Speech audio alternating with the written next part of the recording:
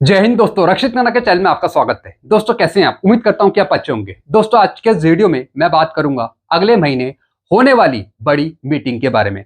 जैसा आपको पता है, सरकार की तरफ से एक इनविटेशन लेटर भेजा गया है शिव गोपाल मिश्रा जी को और इनके टीम्स के मेंबर को, जिसमें सरकार ने बताया कि हम आपके साथ मीटिंग करने वाले हैं 11 मई 2026 को दिन में 3 बजे, वो भी नई दिल्ली में। यानी जो भी आपने मांग पत्र बनाया है, जो भी आपने डिमांड बनाई है, जो भी आपने प्रपोजल बनाया है, वो हमारे सामने रखिए। हम बैठकर आमने सामने बातचीत करेंगे।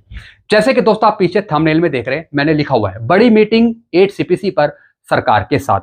83,000 पहुंचेगी पेंशन फिटमेंट फैक्टर से। जी हाँ दोस्तों, जैसे कि शिव गोपाल मिश्रा जी मांग रहे हैं 3.83 का फिटमेंट फैक्टर, या फिर जो दूसरा संगठन है एनसीजीसीएम का, वो मांग रहा है 4.0 का फिटमेंट फैक्टर। ऐसी एक और संगठन है एनसीजीसीएम का, वो मांग रहा है 3.0 का फिटमेंट फैक्टर। यानी अगर आपको 3.0 से ऊपर का फिटमेंट फैक्टर दिया जाता है तो आपकी कहीं ना कहीं पेंशन 8 सीपीसी में 70,000, 80,000, 83,000 के पास पहुंच जाएगी। यानी जो भी डिमांड्स बनाई हैं शिव गोपाल मिश्रा जी ने, वो डिमांड्स रखी जाएंगी सरकार के सामने। अब दोस्तों और भी कुछ डिमांड है, जैसे कि 18 महीने का डीए का एरियर, या फिर 5 फैमिली यूनिट लेना, या फिर फिटमेंट फैक्टर 4.0 लेना। यानी जितने संगठन हैं जो डिमांड कर रहे हैं एनसीजीसीएम के अंतर्गत, तो दोस्तों वो सभी डिमांड सरकार के सामने रखी जाएंगी। तो दोस्तों अगले महीने एक इंपॉर्टेंट मीटिंग होने वाली है एनसीजीसीएम की सरकार के साथ। तो दोस्तों इसी पर आज के इस वीडियो में मैं बात करूंगा। साथ ही साथ दोस्तों जो दूसरे संगठन है एनसीजीसीएम के, उनकी क्या डिमांड्स हैं फिटमेंट फैक्टर पे, ये भी मैं आपको समझाऊंगा। तो अगर फिटमेंट फैक्टर 3.0 या फिर 3.25 या फिर 4.0 या फिर 3.83 अगर दिया जाता है तो किस तरीके से आपकी पेंशन भी बढ़ सकती है, ये भी मैं आपको समझाऊंगा। फिर दोस्तों मैं आपको शिव गोपाल मिश्रा जी का एक छोटा सा वीडियो दिखाऊंगा जो आपके लिए शेयर करा है। जी हाँ दोस्तों, जिसमें शिव गोपाल मिश्रा जी 3.83 का फिटमेंट फैक्टर मांग रहे हैं। तो एक छोटा सा वीडियो भी मैं आपको दिखाऊंगा शिव गोपाल मिश्रा जी का। तो दोस्तों इन तमाम मुद्दों के साथ आगे बढ़ेंगे वीडियो में, लेकिन आगे बढ़ने से पहले एक छोटी सी अपील मैं आपसे करूंगा। और अपील है चैनल सब्सक्राइब की। देखने में आया काफी पेंशनर्स है, फैमिली पेंशनर्स हैं जो वीडियो तो देख रहे हैं लेकिन अभी तक उन्होंने चैनल को सब्सक्राइब नहीं किया। ऐसे कितने पेंशनर्स हैं? 37%। और कितनों ने किया है? 62%। तो मैं आपसे अपील कर रहा हूं, अगर आप कंटिन्यू वीडियो देख रहे हैं, अगर आपने अभी तक चैनल को सब्सक्राइब नहीं किया, तो फटाफट सबसे पहले आप चैनल को सब्सक्राइब कर लीजिए, ताकि आपको सही जानकारियां, ऑथेंटिक जानकारियां, नई जानकारियां आपको तुरंत मिल सके। चैनल सब्सक्राइब करने के आपको एक भी पैसे नहीं देने, सब कुछ आपके लिए फ्री में है। तो फटाफट सबसे पहले आप क्या करेंगे? चैनल को सब्सक्राइब, और इस परसेंटेज को आप 62% से बढ़ाकर 100% कर दीजिए चैनल को सब्सक्राइब करके, और वीडियो को शेयर भी कर दीजिएगा, लाइक और हाइप भी कर दीजिएगा। अब दोस्तों सबसे पहले मैं आपको 3 प्रपोजल समझाऊंगा फिटमेंट फैक्टर पे। जी हाँ दोस्तों, सबसे पहला संगठन है एनसीजीसीएम का, शिव गोपाल मिश्रा जी का, जिसमें इन्होंने फिटमेंट फैक्टर मांगा है 3.833 का। फिर दोस्तों एनसीजीसीएम के अंतर्गत एक और संगठन आता है जिसका नाम है federation of national postal organisation. इन्होंने डिमांड करी है फिटमेंट फैक्टर 3.0 की। फिर एक और संगठन है एनसीजीसीएम का जिसका नाम है भारतीय प्रतिरक्षा मजदूर संघ।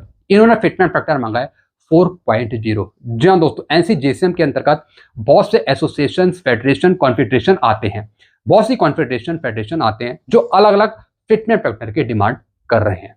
अब दोस्तों जो ये 3 संगठन है, किस तरीके से इन्होंने अलग अलग फिटमेंट फैक्टर मांगा है, और उसके आधार पे अगर सरकार आपको उतना फिटमेंट फैक्टर देती है, यानी कि 3.0 देती है, या फिर 4.0 देती है, या फिर 3.833 देती है, तो उसके आधार पे आपकी पे, पेंशन, सैलरी बढ़ेगी कैसे, और किस आधार पे इन संगठनों ने ज्यादा फिटमेंट फैक्टर की डिमांड करी है, तो ये भी मैं आपको समझाऊंगा। क्योंकि दोस्तों जितनी भी एसोसिएशन है उनको अपना जस्टिफिकेशन सरकार के सामने देना पड़ेगा 11 मई 2026 को। जी हाँ दोस्तों, जितने भी ये प्रपोजल बने हैं इसका जस्टिफिकेशन देना होगा सरकार के सामने, तभी सरकार इन चीजों को समझेगी।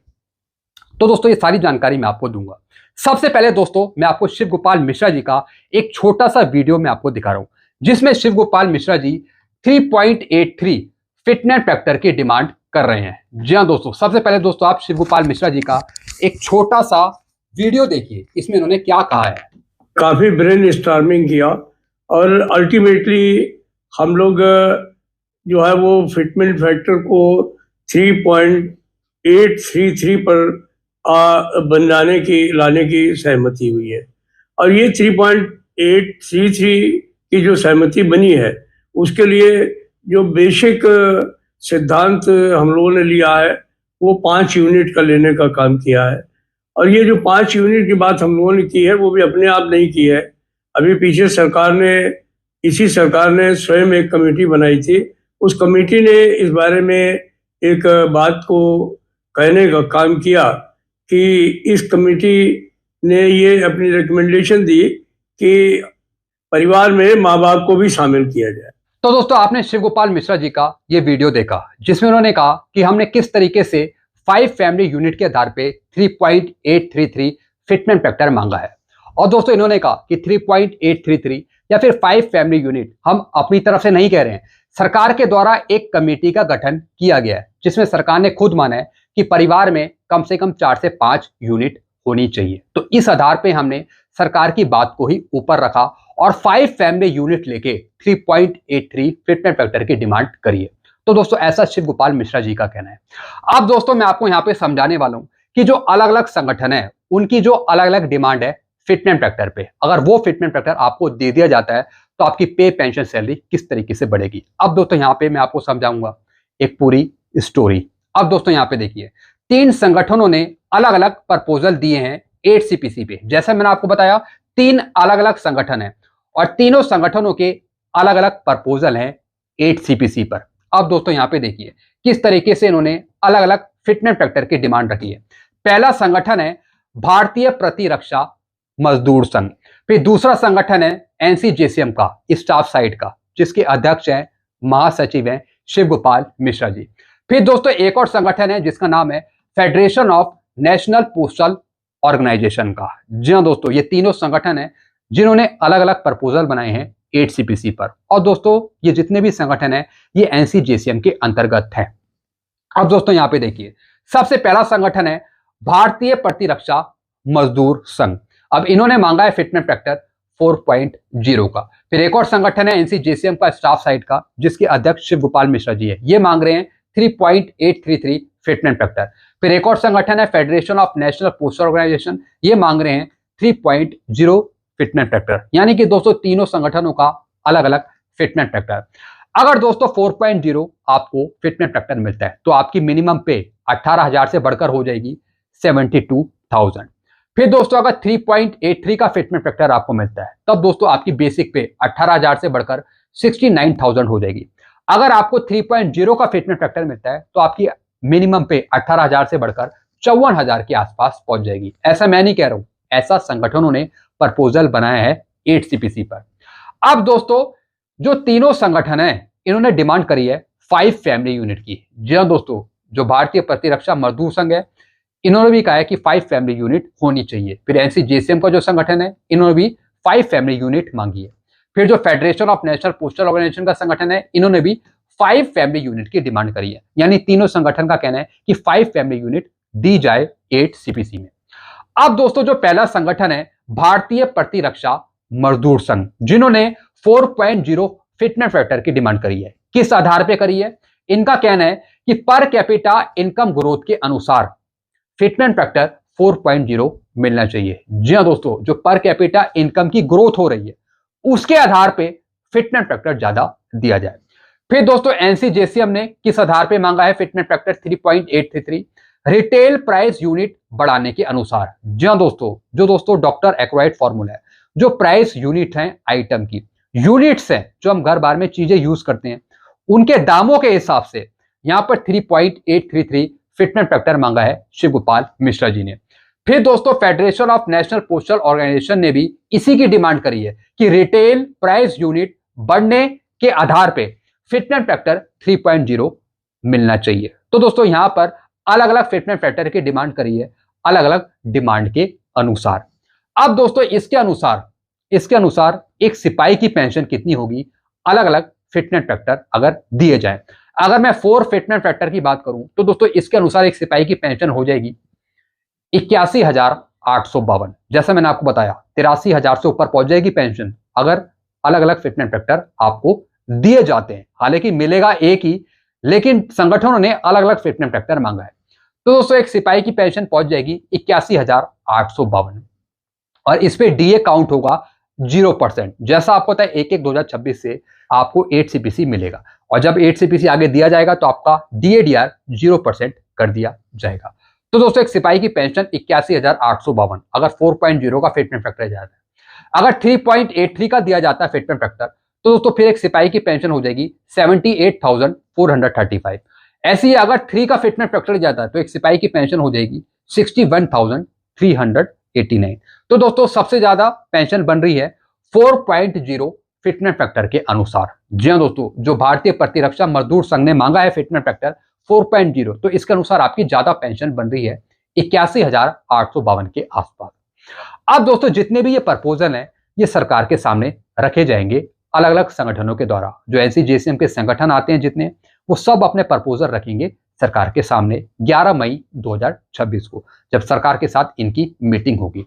अब दोस्तों डिस्कशन किस प्रकार होगा, किस प्रकार ये संगठन अपनी बात रखेंगे, अब दोस्तों यहाँ पे देखिए ये तीनों प्रपोजल आपने समझ लिए किस तरीके से उन्होंने डिमांड करी है। अब दोस्तों यहाँ पे देखिए किस तरीके से सामने ये सरकार के सामने बात रखेंगे। ये तीनों प्रपोजल आज की महंगाई को ध्यान में रखकर बनाए गए हैं। जी हाँ दोस्तों, सरकार के सामने ये बात रखी जाएगी कि जो भी ये डिमांड करी जा रही है ये जेन्युइन डिमांड है, क्लैरिफिकेशन के साथ। जी हाँ दोस्तों, आजकल की महंगाई को ध्यान में रखकर ये तीनों प्रपोजल बनाए गए हैं, जिसमें परिवारों की संख्या, यूनिट और उनके खर्चे को देखते हुए ये आंकड़े बनाए गए हैं। 1/1/16 के बाद से पूरे 10 साल में सब कुछ बदल गया है, इसलिए डिमांड ज्यादा रखी है, डिमांड ज्यादा की करी है तभी कुछ मिलेगा। जी हाँ दोस्तों ये सारी चीजें सरकार के सामने रखी जाएगी कि आजकल की महंगाई को देखते हुए पिछले 10 सालों में महंगाई बहुत ज्यादा बढ़ गई है। जो यूनिट्स है परिवार में वो भी बढ़ गई है, जो उनके खर्चे हैं वो भी बढ़ गए हैं, जो बाहर की महंगाई है, इन्फ्लेशन है, वो भी ज्यादा बढ़ गया है। तो इस वजह से ये प्रपोजल ठीक है, सारी चीजें ठीक हैं। तो इस वजह से दोस्तों ये सारी चीजें सरकार को समझाई जाएगी ताकि सरकार आगे चलकर एक्सेप्ट कर सके और फिर 8 CPC उस हिसाब से दे सके। तो दोस्तों जस्टिफिकेशन देना बहुत जरूरी है, नहीं तो सरकार समझेगी नहीं। तो दोस्तों ये सारी चीजें इस तरीके से रखी जाएंगी सरकार के सामने, जैसा मैंने आपको बताया। तो दोस्तों जितने संगठनों का प्रपोजल बना है वो NCJCM सरकार के सामने रखेगा। प्रपोजल में कोई कमी नहीं है। आजकल की महंगाई को देखते हुए, परिवार में यूनिट को देखते हुए, उनके खर्चों को देखते हुए ये प्रपोजल बिल्कुल परफेक्ट हैं और सही हैं। बस देखने वाली ये बात होगी कि सरकार की प्रतिक्रिया क्या रहती है इन प्रपोजल पे। जी हाँ दोस्तों, जो आमने सामने बैठकर बातचीत होगी, सरकार का क्या आउटपुट निकल के आता है 11 मई 2026 को। तो दोस्तों देखने वाली बात तब होगी। बाकी आपका क्या कहना है, आपके सुझाव क्या हैं, आप नीचे कमेंट कर सकते हैं। इस प्रपोजल के बारे में आप जरूर बताइएगा, और फिर सरकार की क्या प्रतिक्रिया रहेगी इसके बारे में भी आप अपने सुझाव जरूर दीजिएगा। तो दोस्तों ये सारी जानकारी मैंने आपको दे दी कि किस तरीके से शिव गोपाल मिश्रा जी ने 3.83 फिटमेंट फैक्टर की बात रखी है, और किस तरीके से अलग अलग संगठनों ने अपने प्रपोजल रखे हैं महंगाई को देखते हुए या फिर परिवार की यूनिट को देखते हुए। तो बाकी आप अपने सुझाव कमेंट जरूर करेगा। तो दोस्तों ऐसी जानकारियां आपको आगे भी मिलती रहेंगी। सारी जानकारियां पाने के लिए आप चैनल से जुड़ सकते हैं। चैनल को सब्सक्राइब करना मत भूलिएगा। चैनल का नाम है रक्षित खन्ना, और वीडियो को शेयर हाइप जरूर कर दीजिएगा। Thank you so much.